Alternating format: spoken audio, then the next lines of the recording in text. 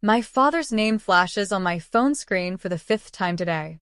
I watch it vibrate against the glass surface of my desk, the sleek, minimalist expanse a far cry from the scratched oak table where I once did homework under the dim glow of a single lamp, back in the ranch-style house outside Des Moines where I learned, early and often, how to make myself small.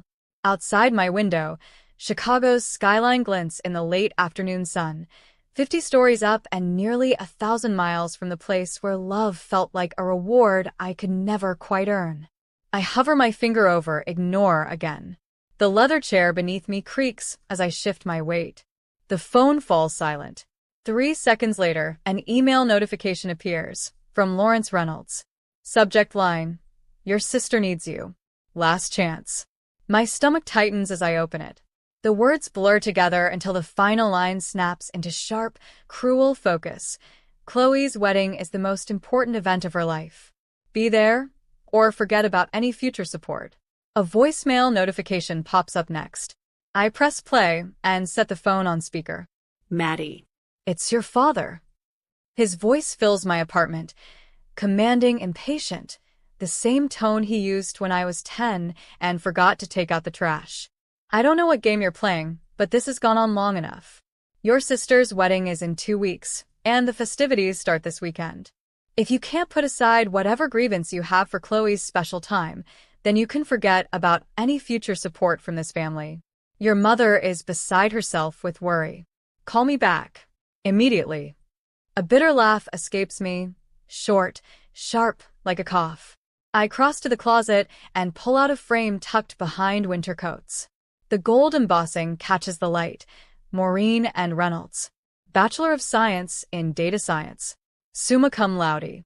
3 years it's been collecting dust instead of hanging on my wall, because old habits die hard, and somewhere deep in my bones, I still carry the ghost of the girl who believed her achievements would only be accepted if they didn't overshadow her sisters. My phone buzzes again. A text from my mother. Please call. Your father is getting impatient. I glance at the calendar on my desk. Chloe's 2-week wedding extravaganza is highlighted in angry red. 14 days of ceremonies, rehearsals, photo shoots, and curated joy, all for the golden child's perfect day. I tap open my banking app, $138,412 in savings. More than enough to never need their support again. They just don't know it yet. A memory surfaces, 3rd grade. I'd clutched my report card with 5 perfect days, bursting with pride as I ran into the kitchen. My mother sat at the table, flipping through a magazine. That's nice, honey, she'd said without looking up. That same night, the living room erupted in cheers for Chloe's participation ribbon from the school play. Did you see how she projected her voice?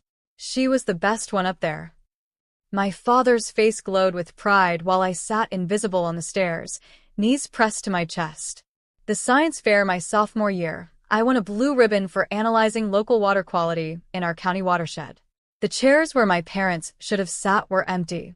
They'd gone to Chloe's soccer game instead. She'd scored 1 goal, and they talked about it for weeks. Principal Williams handed me my award. Your parents must be so proud. I nodded, the hollow feeling in my chest already familiar. Senior year. The thick acceptance package from the University of Chicago landed in our mailbox. My hands trembled as I read the full tuition scholarship offer. Chicago. My mother's forehead creased with concern. That's so far away. Chloe might feel inferior if you go there. She's just attending community college. My father didn't even look up from his newspaper. We've discussed this. You're staying local. End of story. The quiet negotiation that followed. I could live in the dorms at State, just 20 minutes away, for quiet study. They agreed, believing I'd surrendered. 2 weeks later, I boarded a Greyhound to Chicago with everything I owned in 2 suitcases, leaving behind a carefully forged trail of fake community college registration papers and a fabricated dorm assignment. It was the first real act of my independence, a calculated risk, fueled by desperation and the quiet certainty that if I stayed, I would disappear completely. Now, I stand before my bathroom mirror, no longer the invisible daughter. My reflection shows someone they wouldn't recognize, confident, successful, unburdened by the need for their approval. I return to my desk and trace my fingers over my name on the diploma, Marine and Reynolds. Product analyst. 6-figure salary. Invisible? No more. My laptop glows as I open the airline website. My fingers move decisively across the keyboard, booking a first-class ticket home.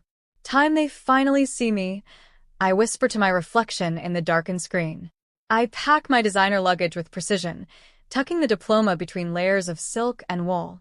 A gentle smile spreads across my face as I imagine their expressions when they finally learn who I've become.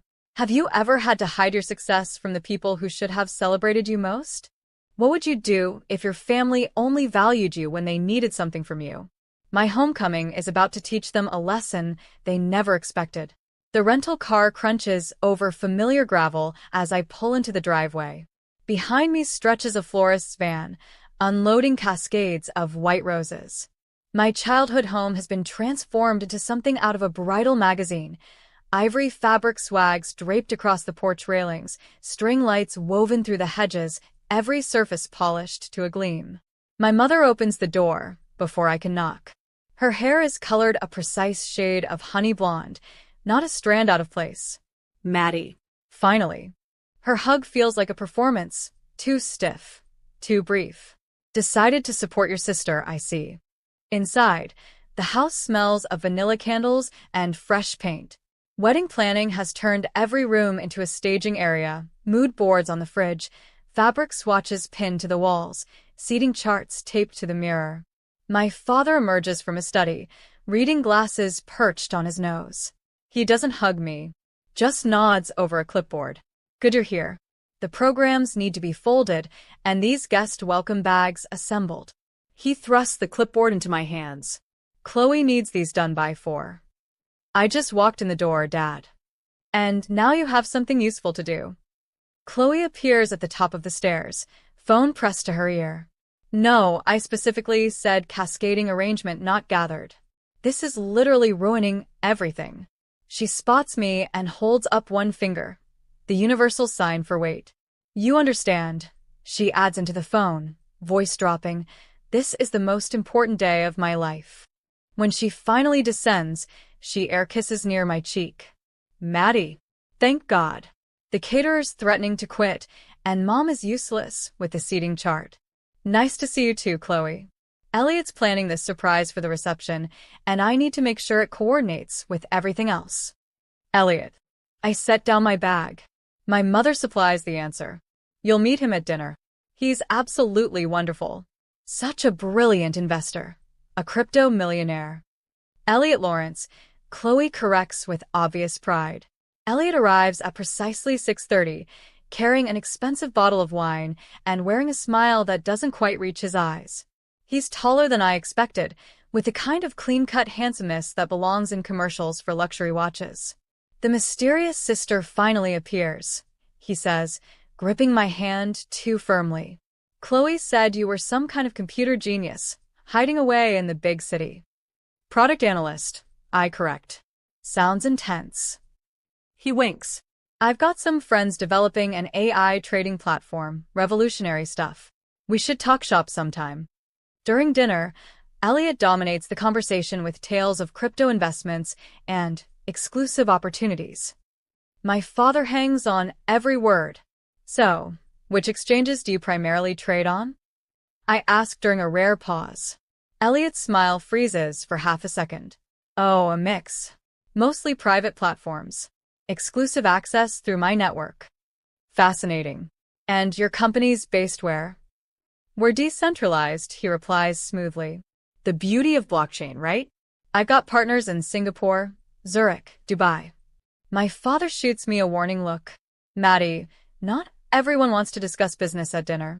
Later, searching for misplaced wedding programs in my father's study, I stumble across refinancing paperwork for the house, dated 3 weeks ago. The property I grew up in, which had been nearly paid off, now carries a sizable new mortgage. Voices drift from the adjacent dining room. Lawrence, are you sure about this second mortgage? My mother's worried tone freezes me in place. That's everything for my inheritance, too. Helen, Elliot has guaranteed 20% returns minimum. But $15,000? You wouldn't understand investments like these. My father cuts her off. This is what building real wealth looks like. I lean against the wall, my analyst brain calculating risk factors, second mortgage, family savings, inheritance, all flowing toward Elliot's vague investment opportunity. He's a fraud. Aunt Helen's voice is barely above a whisper as we stand in the back garden, supposedly admiring her contributions to the wedding flowers. You see it too, don't you? I nod. Your father won't listen to me. Started talking about how I've always been jealous of his success. She sighs. Mr. Wilson down the street lost $47,000 in an exclusive investment opportunity last year. Sounded awfully familiar when I heard about Elliot's proposals. Maddie. A familiar voice calls from the fence line. Mr. Thomas, my old high school science teacher, waves. I've been following your career. That Chicago data science program you attended is one of the best in the country. I freeze. How did you? Unlike your parents, some of us actually pay attention and… Helen pats my hand. For the first time since arriving, I feel seen. Dad. Mom. I think we need to talk about Elliot. We're in the living room that evening. What about him? My father doesn't look up from his newspaper. I've noticed some inconsistencies in his business claims. The way he describes his investments doesn't align with how crypto markets actually function. My mother sighs dramatically. Honestly, Maddie, you've always been jealous of your sister's happiness. This isn't about jealousy. His investment claims don't make mathematical sense. My father finally looks at me, expression hardening. You don't understand business at this level, Maddie. Not everything fits into your little spreadsheets. The front door opens. Chloe enters with Elliot. She immediately senses the tension. What's going on? Your sister has concerns about Elliot's business. Chloe's face crumples. Are you serious? You show up after 4 years and immediately try to ruin the only good thing in my life. Elliot places a protective arm around her. It's okay, babe. Some people just don't understand innovation. I look at their faces, defensive, dismissive, deluded, and realize I've miscalculated. They don't want the truth. They want the comfortable fiction that makes Chloe special and Elliot a prince. The invisible daughter sees everything, but no one wants to look. When you see loved ones heading for disaster, how far should you go to protect them from themselves?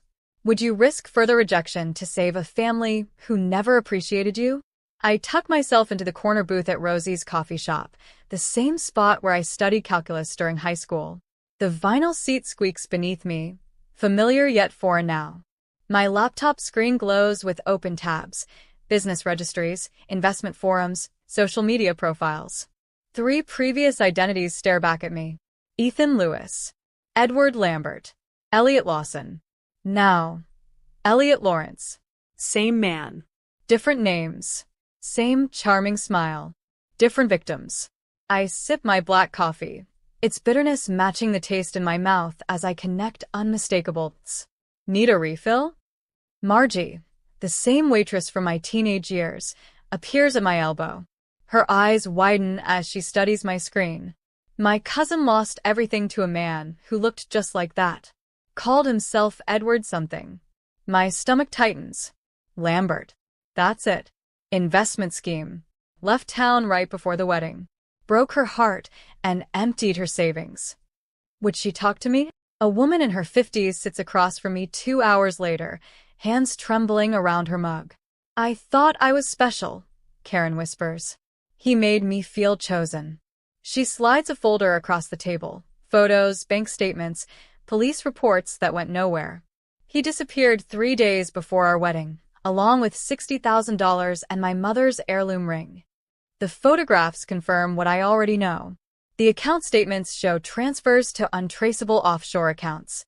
The police reports detail 3 other victims with similar stories in 3 different states. I thank Karen and pack up my evidence. The wedding is 5 days away. The knot in my stomach tightens. Where have you been? My mother's voice cuts through the hallway as I step inside. The flower arrangements need checking, and Chloe's having a meltdown about the place cards. I glance at my watch. Barely past noon. I was researching something important. More important than your sister's wedding? She thrusts a checklist into my hands. Your father noticed your attitude problem. He says you've barely helped at all. A familiar weight settles on my shoulders. The invisible daughter, now visible only for criticism. I find Chloe in the dining room, surrounded by sample table settings and crumpled tissues. The calligrapher messed up the font. She glares at me through mascara-smudged eyes. Where were you? I've been texting for hours. I check my phone, 3 texts, the first sent 40 minutes ago. You've always done this. Chloe sniffles dramatically. Disappearing when you're needed, then showing up to overshadow me. The accusation lands with practiced precision. For 23 years, my existence has somehow both fallen short and been too much. I'm trying to help you, Chloe. By avoiding wedding preparations? By questioning Elliot's business. Her voice rises. You can't stand that I found someone amazing while you're alone in Chicago doing whatever boring job pays your bills. I bite back the truth about my boring job that pays twice what she's ever earned. Instead, I pick up a place card. I can call the calligrapher. Dad already did. Chloe dabs her eyes. At least he supports me. The living room falls silent as I finish presenting my evidence. Printed screenshots, bank records, police reports, and Karen's signed statement spread across the coffee table. My parents sit stunned on the sofa. Chloe perches on the armchair, face pale. Elliot stands by the fireplace, expression carefully composed. This is clearly a case of mistaken identity, he says, smile not reaching his eyes. I have a common face. People mix me up all the time. 3 different women. In 3 different states. I keep my voice steady. All with the same experience of a man who, your description, used names similar to yours and disappeared with their money right before the wedding. Maddie, my father's voice carries a warning. This is absurd. Dad, look at the pictures. I push a photo toward him. Look at the timeline. Look at the pattern. I've never seen this woman in my life, Elliot insists, gesturing at Karen's statement. Chloe jumps to her feet. I can't believe you'd go this far to ruin my happiness. Tears stream down her face. You've always been jealous of me. Jealous. The word catches me off guard. I'm trying to protect you. I reach for her arm. The second mortgage. Your retirement fund. Mom's inheritance. It's all gone to his investment opportunity. Don't you see the pattern? That's enough. My father stands, face flushed. You need to leave this house. Right now. Elliot places a comforting hand on my father's shoulder. Lawrence, it's all right. She's just concerned for her sister. Misguided, but coming from a good place. The practiced sympathy makes my skin crawl. I'm not leaving. I stand my ground, straightening to my full height. And I'm not the same invisible daughter anymore. Silence falls across the room. What are you talking about? My mother asks. I didn't go to community college. The truth rushes out after years of containment. I graduated top of my class from the University of Chicago 3 years ago. I'm a product analyst at Tech Fusion. I make 6 figures. I've been supporting myself entirely since I was 18. Their stunned faces would be satisfying under different circumstances. That's impossible. My father stammers. Is it? I pull out my company ID badge. Check my LinkedIn. Call my office. I've been someone else entirely while you were too busy with your golden child to notice. Chloe sinks back into her chair, expression flickering between shock and disbelief. And now, I continue. I'm giving you one chance, your last chance, to see the truth before it's too late. I gather the scattered evidence, carefully reassembling the case. This man is not who he claims to be. The wedding is in 5 days. His pattern is to disappear 3 days before the ceremony, once he has access to all the funds. Elliot's mask slips, for just a split second. A flash of calculation crosses his face before the charming smile returns. I think we've all heard enough fantasy for one day, my father says, voice regaining its authority. Maddie, I won't ask again. Leave. Now. I look at each of them. My father's rigid certainty, my mother's conflicted loyalty, Chloe's defensive anger, Elliot's practiced concern. When he disappears with everything you have, I say quietly, gathering my belongings, remember that someone tried to warn you. The front door feels heavier than it did when I was 17, sneaking out to study at the library. This time, I'm not hiding who I am. This time, I'm walking away with the truth they refuse to see. Have you ever had to stand alone with the truth, while everyone you love chose comfortable lies? What would you do if you were me? Walk away, or fight harder for a family that refused to listen? My next decision will change everything. My phone won't stop buzzing. I set it face down on my kitchen counter and pour another cup of coffee, watching the steam rise in the morning light of my Chicago apartment. 2 days before Chloe's wedding, and the notifications have evolved from demanding to desperate. I flip the phone over. 17 missed calls. 23 text messages. 5 voicemails. The first voicemail plays on speaker. Maddie, he's gone. My father's voice cracks, a sound I've never heard before. Elliot disappeared last night. Call us back. The second. The accounts are empty. Everything, even your mother's retirement fund. His commanding tone has vanished, replaced by something hollow. The third catches me off guard. The police said, without a written contract, there's little they can do. My mother's voice trembles. They called it a civil matter. Please, Maddie, we need you to come home. She hasn't called me Maddie since I was 10. Chloe's text glows on the screen. You were right. I didn't listen. Please help us. I trace my finger around the rim of my coffee mug. From my 15th floor window, Lake Michigan stretches blue and boundless, 15 stories up, and a lifetime away from the family that only sees me when disaster strikes. My mentor, Vivian, answers on the second ring. You sound troubled, she says instead of hello. They finally believe me about Elliot, I tell her. Now that he's gone with their money, and they want my help. Yes. Vivian, silence holding 2 decades of wisdom. She helped me build my career when my own parents couldn't be bothered to attend my graduation. What are you considering? She finally asks. I press my forehead against the cool glass of my window. I haven't decided yet. Boundaries aren't walls, Maddie. They're doors you control. After we hang up, I book a flight home for the second time this month. The difference this time? I pack only enough clothes for 3 days. The wedding tent stands half dismantled in the backyard when my cab pulls up. White chairs stacked against the fence. The elaborate flower arrangements, now wilting still, adorn the porch rails. My mother opens the door before I knock. Her makeup-free face has aged 5 years in 2 days. You came. Her arms hover for a hug. I don't step into it. My father paces the living room, phone pressed to his ear. He hangs up when he sees me, eyes flicking to my designer handbag, the watch on my wrist. We thought perhaps you might be able to help with, he clears his throat. Financial assistance.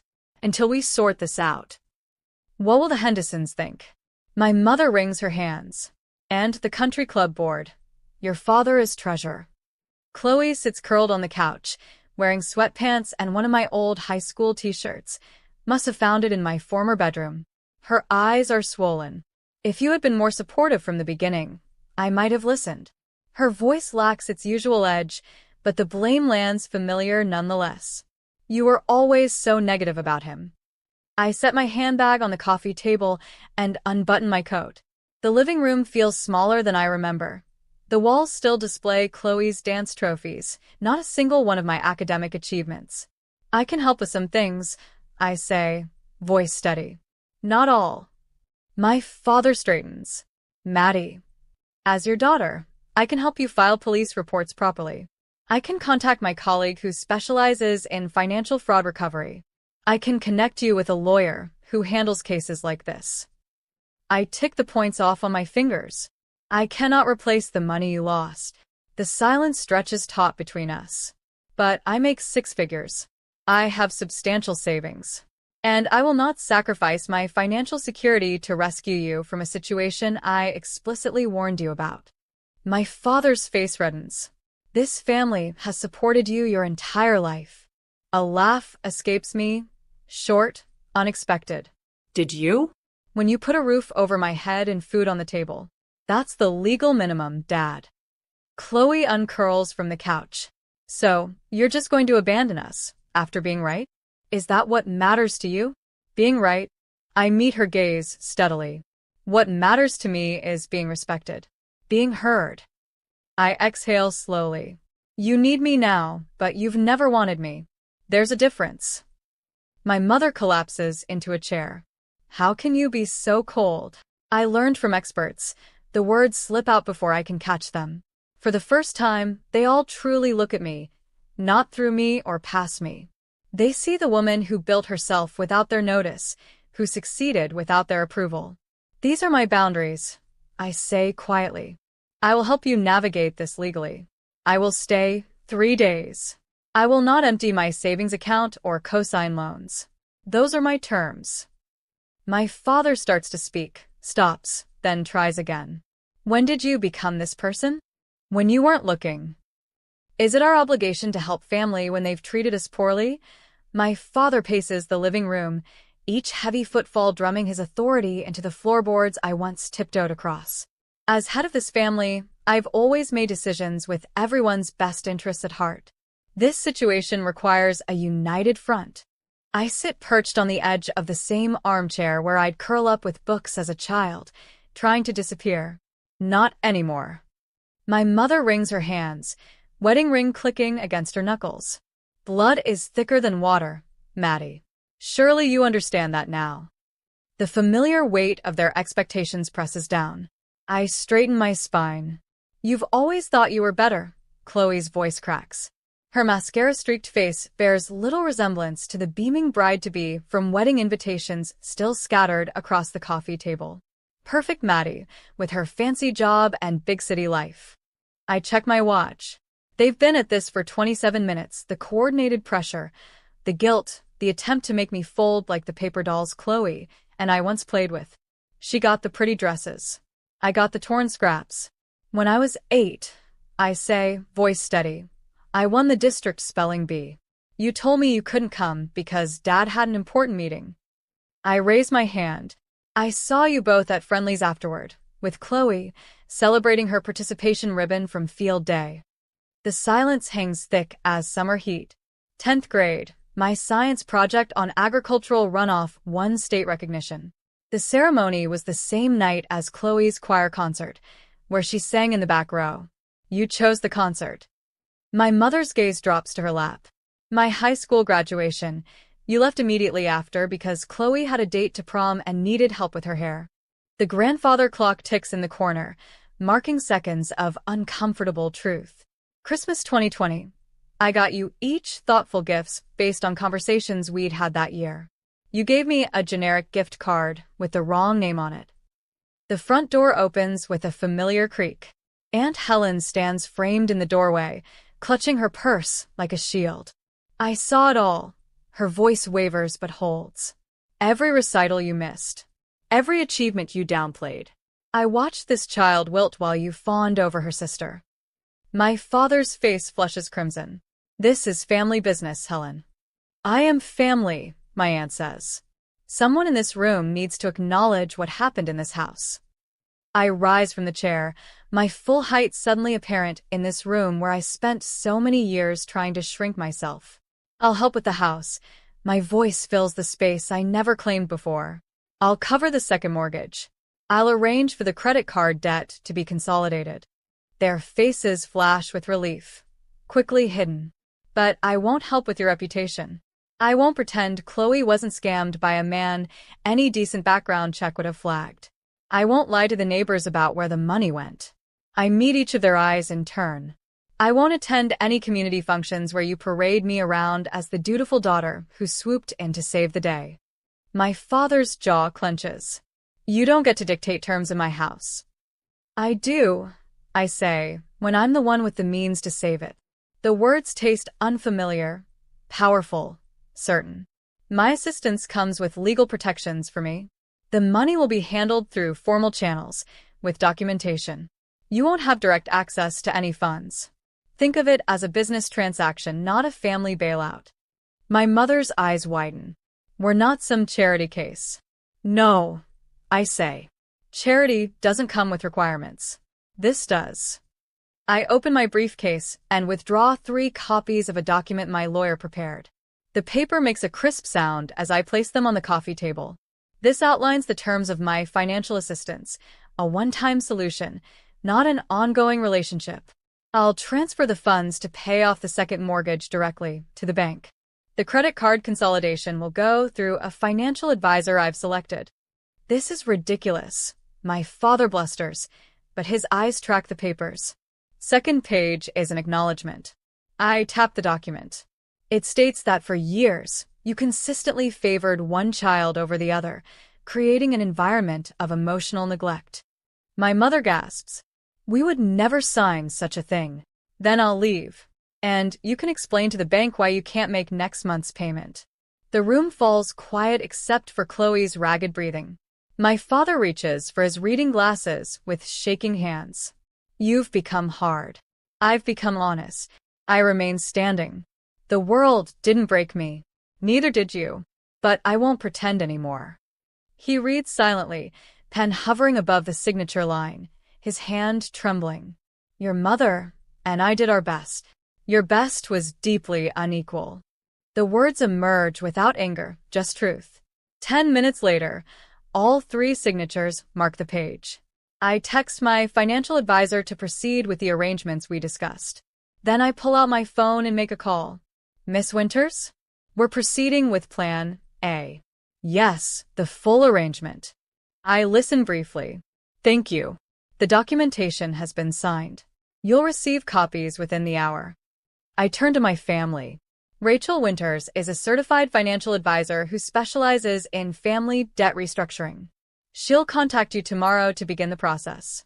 Everything will go through her, not me. My father opens his mouth to object. This isn't negotiable, I say. She'll ensure the mortgage gets paid and creditors are handled properly. The money never touches your accounts directly. I gather my things without rush or ceremony. No tearful embraces. No promises to call soon. I hope you find peace with your choices.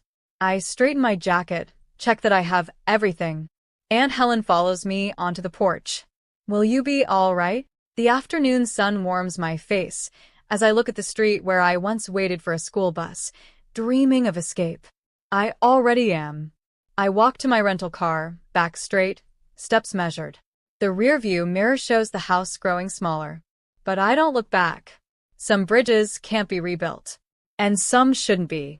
Sunlight streams through the bay windows of my home office, casting golden rectangles across the maple desk where I've arranged my life in neat, purposeful rows. My Chicago apartment is gone, traded for this craftsman bungalow with its solid bones and history. 1 year since I walked away from the Reynolds family drama. The diploma now hangs centered on the wall. Maureen and Reynolds. Bachelor of Science in Data Science. Summa cum laude. No longer hidden behind winter coats. No longer secret. My laptop chimes with an incoming video call from Layla, the 3rd student in my mentorship program for first-generation college women. Her face appears, bright with news about a scholarship interview. I used that preparation technique you taught me, she says, tucking her dark hair behind her ear. When they asked why I deserved it more than others, I didn't apologize or minimize. I told them exactly what I'd accomplish with it. I lean forward. Her smile breaks wide. They called an hour ago. I got it. You earned it. I correct her gently. There's a difference. After the call, I step into my backyard garden. Spring has coaxed the first green shoots from soil I've amended and nurtured through seasons of patience.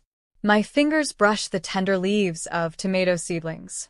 These will grow strong, unlike the withered roots I left behind. The letter from my therapist, Dr. Chin, sits on the patio table.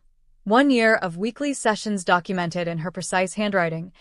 Patient demonstrates significant progress in establishing healthy boundaries and recognizing her inherent value separate from family validation. Wednesday afternoons still belong to the community center, where I teach financial literacy to young women. Last week, Tanya, quick-witted, 17, with a spark that reminds me of myself, spotted the warning signs in a pyramid scheme targeting her mother. I showed her the numbers don't add up. she told me, crying but straightening her spine. My phone buzzes with Aunt Helen's monthly update. I scan the text. Dad and Mom still struggling to refinance the house. Chloe working part-time at the local bank, attending therapy twice a month. No mention of attempts to contact me directly. The boundary holds firm on both sides. The garden timer chimes. Time to prepare for tonight. The community center auditorium fills with steady applause as I walk toward the podium. The mentorship program I founded has been recognized for its impact on first-generation college students. The award feels substantial in my hands, glass and metal catching the light, solid and real. I scan the crowd as I speak. No empty chairs where parents should sit. Instead, Dr. Chin nods encouragingly from the third row. My neighbor, Mrs. Grayson, who brings me heirloom tomato seedlings, beams with unrestrained pride. Colleagues from work who value my analytical mind for exactly what it is. Friends who ask how I'm doing and actually wait for the answer. When I started this program, I tell the audience, I thought I was helping others find what I never had. What I discovered instead was that worth doesn't come from external validation. It grows from within when we truly see ourselves.